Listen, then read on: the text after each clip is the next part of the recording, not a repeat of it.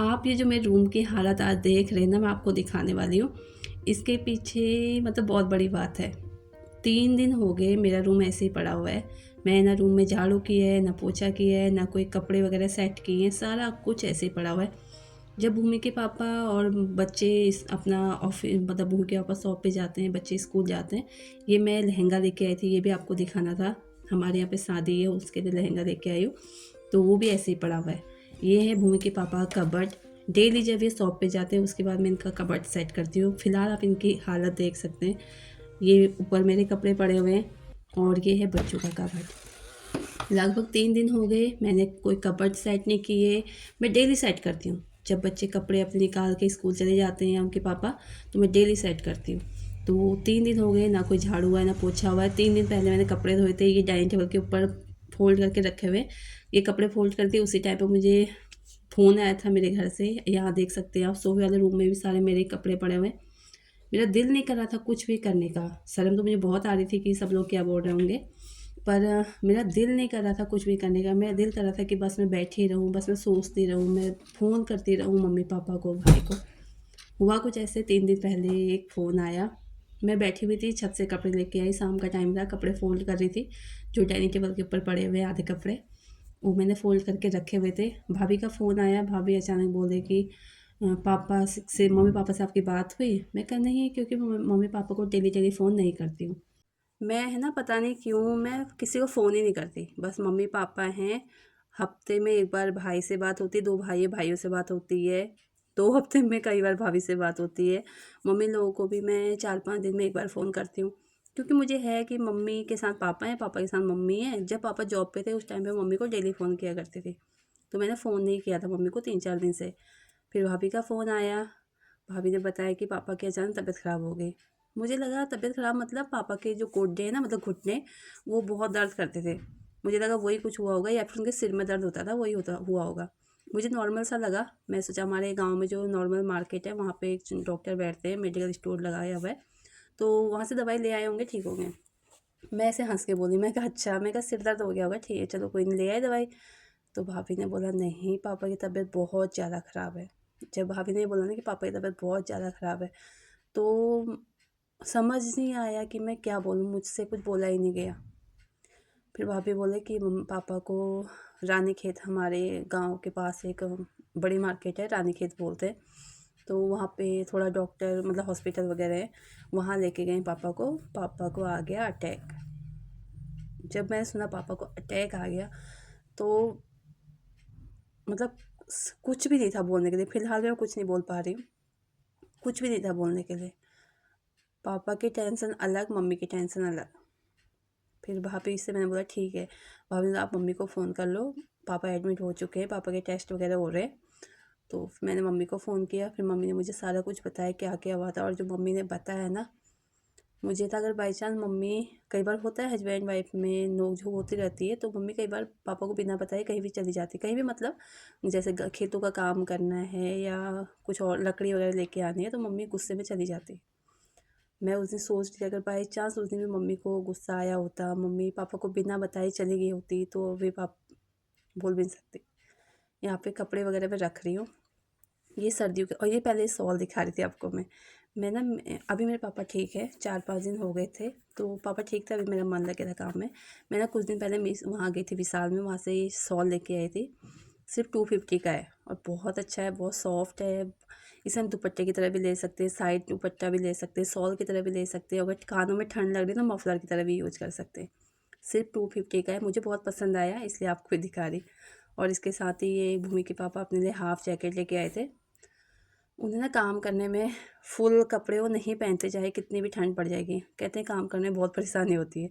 तो ये half jacket लेके आए थे, ये 500 की है। ये भी मुझे काफ़ी अच्छी लग रही थी। पहले मैंने सोचा मैं पहन के रख लूँ, पर अभी इतनी ज़्यादा ठंड नहीं पड़ी है कि हम स्वेटर जैकेट वगैरह पहने।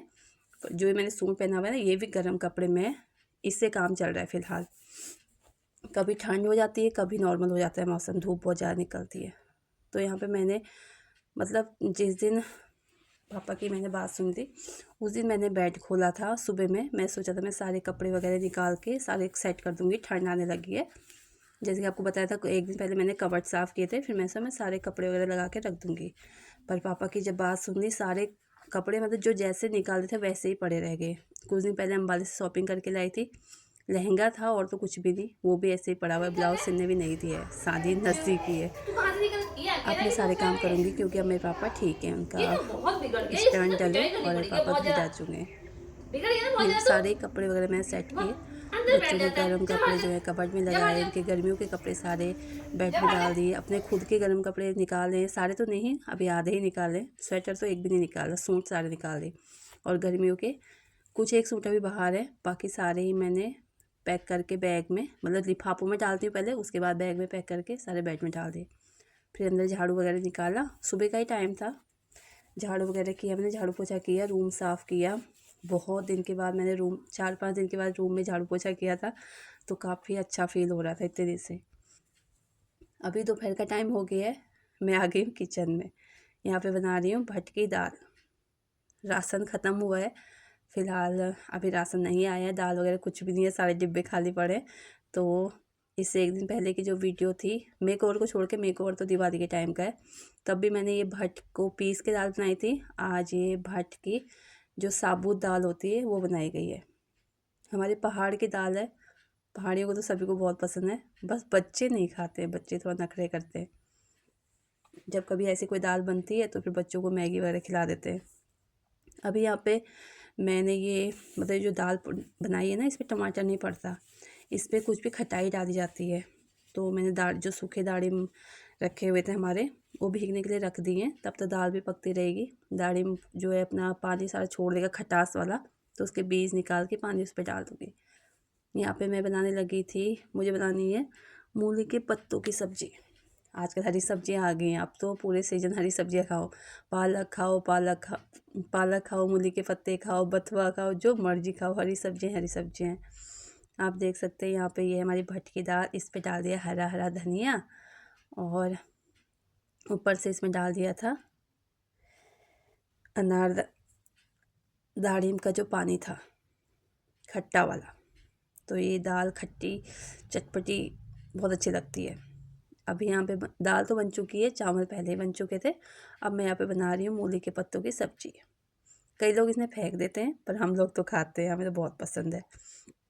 यहाँ पे सरसों के तेल और लोहे की कढ़ाई में बना रही हूँ। सरसों के तेल में, लोहे की कढ़ाई में मैंने तेल डाला, सूखी लाल मिर्च डाली, ऊपर से प्याज, टमाटर और एक आलू और आधी मूली बारीक बारीक काटी, ऊपर से जो है मूली के पत्ते डाल दिए। इस पर नमक और हल्दी, बस थोड़ा सा धनिया पाउडर, उसके अलावा कोई भी मसाला नहीं। ये तो मैं डाल रही हूँ, पर हल्दी और धनिया पाउडर भी नहीं पड़ता है हमारे गांव में, सिर्फ नमक पड़ता है इसके ऊपर।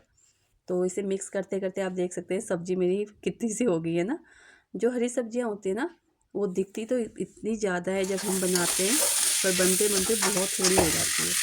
ये देखिए कुछ इस तरीके से बनी हमारी मूली की सब्ज़ी, मूली की पत्तों की सब्ज़ी।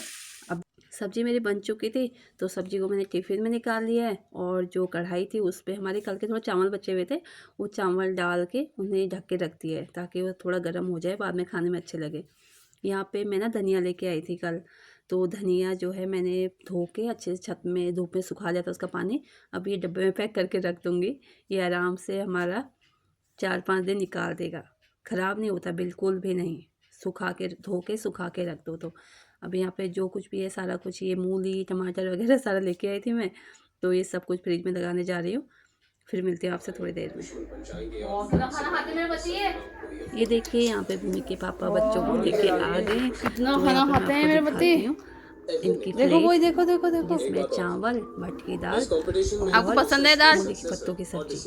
भूमि के पापा को ऐसा ही खाना पसंद है, अगर उन्होंने सिंपल। हान पर अटैक किया तो उनके डिसिपल्स और सक्सेसेस के लिए खतरा बढ़ जाएगा। भूमि के पापा तो They are यहाँ पे not खुश as होके strong खाना as खा रहे हैं, Han। क्योंकि उनके पसंद का विजन ने खाना कहा। बना हुआ है, और बच्चों ने और मुझे बिल्कुल ना लगता कर है दिया था फाइट खाना के बाद खाने ये के लोग लिए। हान पर अटैक मुझे शुरू भी करेंगे। मन नहीं था फिलहाल खाना खाने का, बाद में देखूंगी। बच्चों के स्कूल की ड्रेस धोनी है, तो चलिए पहले इनके कपड़े धो लेती हूँ।